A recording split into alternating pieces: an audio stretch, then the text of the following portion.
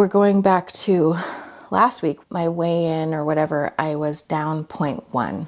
For many clients that I've had over the years, down 0.1 would be such a disappointment that they would then go on and overeat for days. That's not what happened this time. That's not what happened with me. When I got on the scale, I was so relieved because the rhythm that I had created from that past week was one of salad, stopping eating before 3. It felt very in control. I felt very balanced and good, and I felt like that was something that I could sustain. Spoiler alert, the next week did not go like that, and you'll hear about that in next week's video. You're listening to the Set Point Science Podcast, the science behind how your body and brain regulate weight for good. I'm your host, Sherry Alberts, and today we're talking about how a 0.1 pound loss was actually a huge win. I was so relieved when I stepped on the scale and saw 0.1 because it proved that what I was doing worked. Slowly but surely have stuff that makes you feel good and that also tastes good, which is the salad stuff. Take the time out of your day to prepare the salad. In the last few weeks, there was a moment a few weeks ago where I was so sick of eating stuff that didn't feel good to me that I was like, you know what feels really good is when I have good digestion in the morning. I'm able to have a nice little movement in the morning. And I was missing that. So I was like, I need to have some salads. I really want to have salads. So it wasn't like I have to do this in order to lose weight. It was I really want salad. So I started making salads, and in that rhythm, I made a decision, which was I'm going to stop deciding what salad I'm going to have. What I'm going to do instead is always have about the same salad and change up little things here and there, which is what I used to do when I was a nutritarian as well. When I was a nutritarian, I always wanted to figure out what dressing I was going to have, and then the dressing was the sticking point because I could never find what was going to satisfy me that day. And I would make a dressing and I would make 4 or 5 days worth of it, and then I would get sick of it. So what I'm working on right now, and what I worked on this past week, was the idea of I just choose one dressing and that's it. So what has been working for me lately has been 1 teaspoon of olive oil, and I measure it on purpose 'cause I don't need any more than that. I don't need a whole tablespoon. 1 teaspoon of olive oil, a sprinkling of salt, and some feta or goat cheese, which gives it more salt, and then some vinegar. Whatever kind of vinegar. This week I was using red wine vinegar. And the reason I decided this is not because I was trying to be strict or make a rule. It's because I thought of my time living in France. I've lived in France a couple times. I lived there for a year at one point. And they kind of just always use the same dressing. You go to a restaurant, it's not like they have ranch or something. They just have a basic balsamic. And they eat salad all the time, like the women, it's just like a thing they do. You go to any French restaurant, they're going to give you balsamic vinaigrette. And so I thought to myself, why am I trying to reinvent the wheel with the dressing? Why don't I just, a salad is a salad with some balsamic or some vinaigrette. And so I was like, all right, that's going to just be it. It's just going to be a teaspoon of olive oil, some salt, a vinegar. Like it could be a flavored vinegar too to kind of give it a different flavor, but mix it up. But this is the dressing. I'm not always, do I want Caesar? Do I want ranch? Do I want a sweeter salad? Whatever. We're deciding on, this is what we're having. This is the basic salad that we do. In this bowl I have that I got from a friend. I love the size of this bowl. I used to always use a 2-quart bowl for nutritarian salads, and maybe someday I'll get back into doing that. I can't see the future, but I really like this bowl for now because it's not an intimidating size of salad. It's a manageable amount of salad to eat during my workday that feels like it's not too interrupting of my workday to go and make a salad for 30 minutes and then eat it for 45. That's too much time for me right now. This is the size of salad that I can make in 10-15 minutes and then I can eat in 15-20 minutes. That's enough of a break for me to feel like I had a break from work. And then I can go get my girls and I can I'll do my protein part after that and then my banana ice cream, and then I feel settled. So this size salad is, I'll take 3 or 4 leaves of romaine or some other mild green. And then I'll do a nice big handful of something cruciferous. This week it's arugula. And then I do a mix of some other non-starchy vegetables. So tomatoes, green onions, or any other kind of onion, cucumbers, peppers, carrots. And what I said to myself was, it's just going to be these 5. I'm just going to choose between these. It doesn't always have to be that 5. It could be like 3 of those vegetables, whatever. Just enough quantity to get me a nice pile of salad in that bowl. So I always chop it and get it in that bowl so I can see the size. And then I put it in another bowl to mix it with the dressing. I do a little bit of goat cheese, maybe 2 tablespoons of goat cheese or feta cheese. And then I do 1 teaspoon of oil, a little bit of salt, and a little smattering of vinegar. But I'm doing red wine this week. I tried to do avocado as my dressing, but it turns out I don't like avocado. Whenever I get avocados, they always go bad. I'm not an avocado person. I tried to do that for a little while, but then I was like, ugh, I don't like this. I would much rather have just a little bit of olive oil. And I just thought to myself, man, the French do this all the time and they can still maintain their weight or whatever. And I know that there's a lot of social things that are different about France, but that doesn't account for everything. So the fact that they can just have a salad like this with a little bit of oil, I'm not gonna make a huge problem about that. And if it helps me to maintain my salad habit, then great, right? Okay, so the salad, and then what I like to do is have a lot of protein after that, 40 to 50 grams of protein after that, which might be, considering I already had a little bit of protein with the feta cheese or the goat cheese, but then I'm really looking for 4, 5, 6 ounces of some type of a meat. Chicken, for me, like a low saturated fat meat generally because of my cholesterol.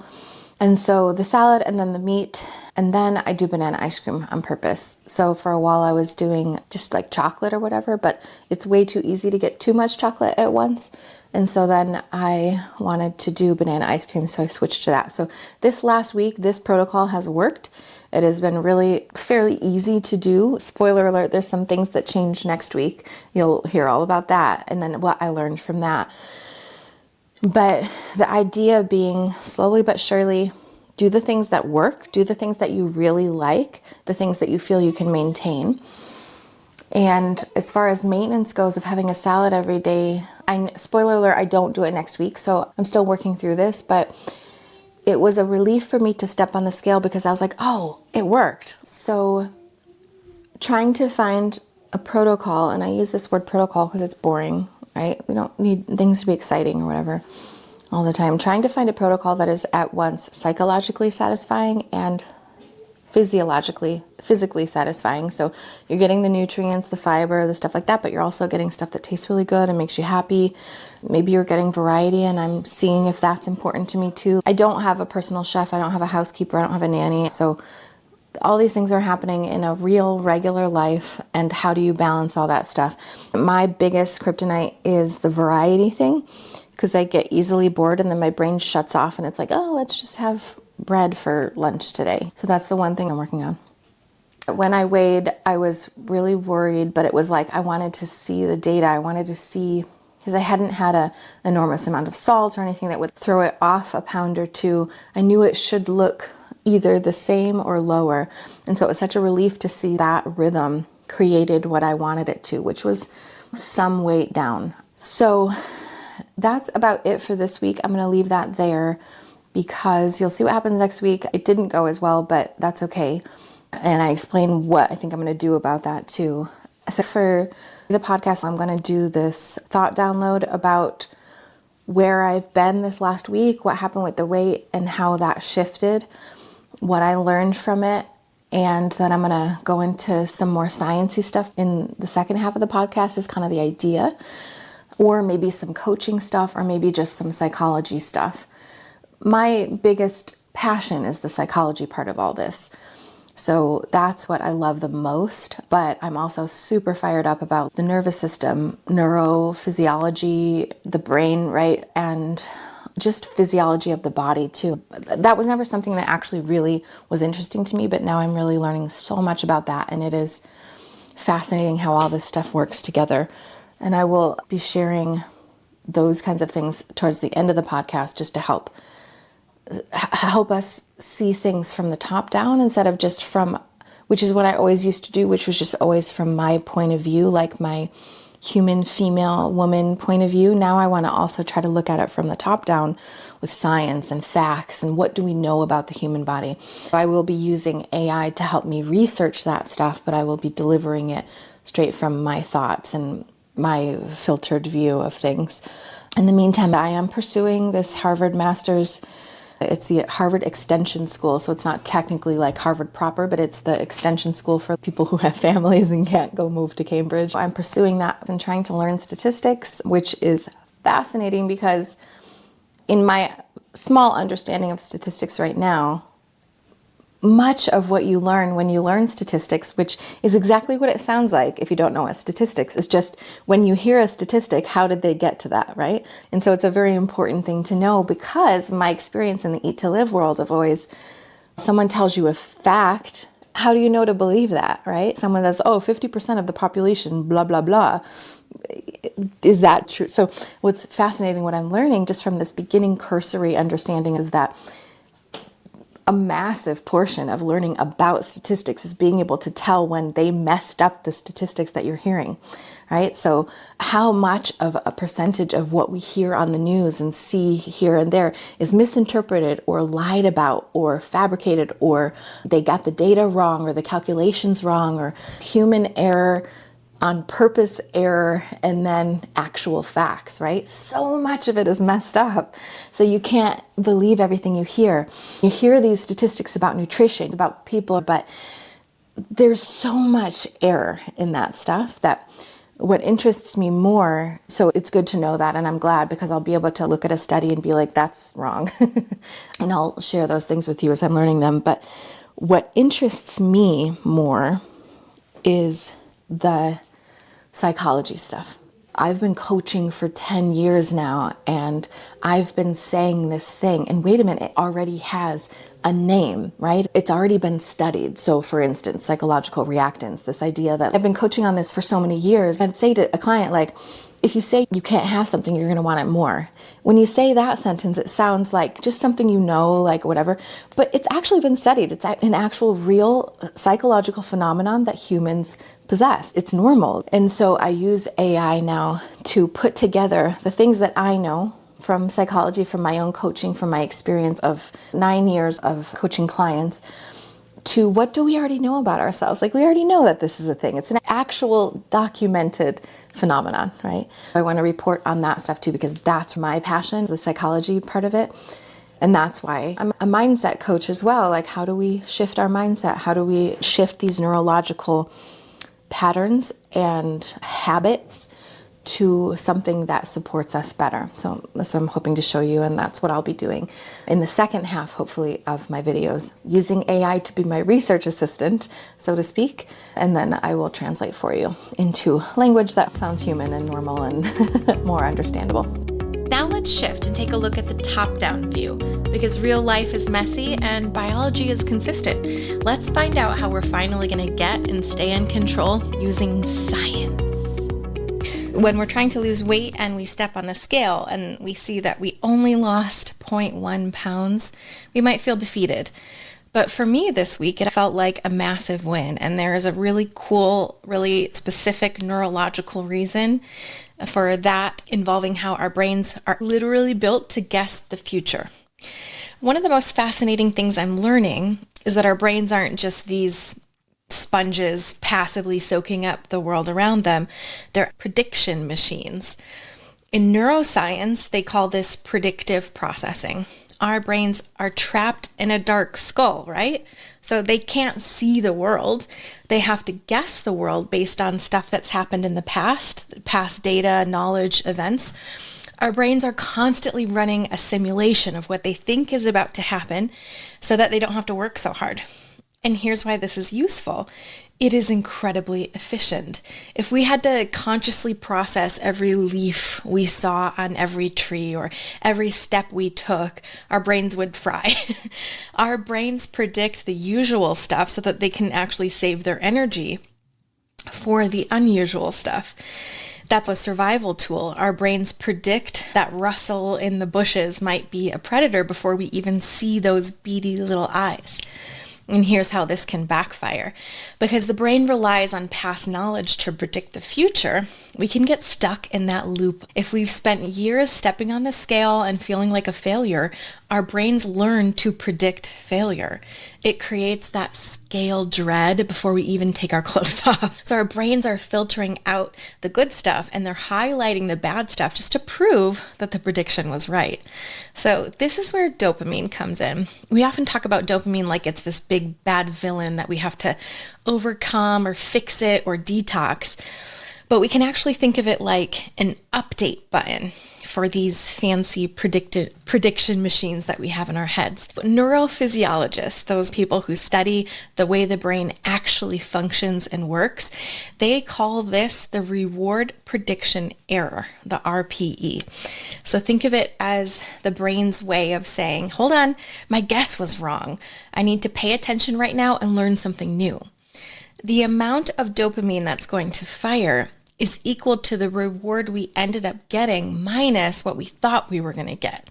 But when I stepped on the scale, my prediction machine was nervous because based on years of dieting history, it was predicting that I had gained or I would have plateaued, and then that would lead to frustration. But when I saw negative 0.1, the reward received, it was higher than the reward predicted, which was this fear of gain. So that created a positive prediction error. And then my brain got a little hit of dopamine. Not because 0.1 is a big number, but because the reality was better than the scary guess that I had predicted. It was my brain's way of tagging that new protocol and going, wait a minute, we get a benefit from that. The salads, the stopping at 3 p.m., that was a win. That actually worked. It was literally updating the brain software to say, that protocol that you chose, that worked. Update the files. Let's do that again. And so here's the big coaching takeaway. If we only focus on outcome goals, which is what typical advice will tell you to do for dieting, is have that goal, remember your why, all that kind of stuff. If we're just thinking, I'm just thinking of losing 50 pounds, how far we have to go, our prediction machines have to wait a long time for a win. And if they don't get closer and closer in this dramatic way each week, like we know we're about to get to that 50 pounds down, the prediction machine is going to get mad. It's going to get bored, frustrated, and then the brain's going to start predicting this isn't working, which leads to quitting or overeating out of frustration. So to work on this dopamine stuff and use it to our advantage, we have to move the goalposts to process goals instead of big, scary end goal type goals. So when I decided I'm just going to make this specific salad in this specific bowl, I gave my brain a predictable, repeatable win. So every time I finished chopping the romaine, measuring my teaspoon of oil, getting the salad in the bowl, being ready to eat, I was hitting these micro goals. And another thing I love to do in this vein is congratulate myself. Once the salad is made, I like to congratulate myself when I'm done eating it. It maybe sounds crazy, but I always like to think to myself how much I love the digestion wins that I'm going to get the next morning. So yeah, in my head, I'm literally trying to say things to myself like, hey, that was awesome. Good job. I'm glad we got that salad in. See, you do love salad. Process goal wins, right? So the secret is that when we get our dopamine from the act of showing up for our protocol rather than the number on the scale, we're essentially training that prediction machine to expect success every single day, and we can have it fairly often. Think about it. How often have we glossed over the 4,000 things we did that day in favor of hating ourselves for the one thing we didn't get perfect? Yeah, let's knock that off. By the time I got to the scale that day, I already felt like a winner because I had completed that salad protocol all week. The 0.1 pound loss was confirming what my brain suspected, that I'm a person who can stay in rhythm and that this particular rhythm for myself works for weight loss. And because I've done work over the past year or two to build a protocol for myself, meaning the way that I eat, I've built it out of things that I love and things that feel satisfying. It's easier to follow this particular protocol than my super rigid perfection-based protocols from back in the day. Okay, now here's the thing though. Even the best prediction machines can get a little too comfortable. Next, I want to talk about why that perfect rhythm can suddenly feel like a prison and the science of why I ended up getting bored the following week. All right, now I'm curious. Where is your sweet little prediction machine stuck right now? What are you noticing? Is it still stuck in that old scale dread thing? Or are you starting to find these micro dopamine hits in your own daily rhythm? Let me know in the comments below. I'd love to hear how your brain is doing at the moment so we can chat about it. And I'd also love for you to, this week, work on these little micro wins. Every time you do something that you wanted to do that feels good to you, congratulate yourself. Say you're awesome inside your own head. You could say it out loud. You could say it in the mirror. Give yourself a pat on the back, okay? If this clicked for you today, please forward it to a friend who's also in the trenches. I want this podcast to reach every woman out there who's still trying to decode this crazy prediction machine and finally to lose the weight. Sharing this or leaving a rating just takes a minute, but it helps on my mission. Let's get this message out to the women that are like us, who are ready to take their freaking power back. Okay, thank you for listening to the Set Point Science podcast. And until next time, keep focusing on your rhythm and let the data take care of itself.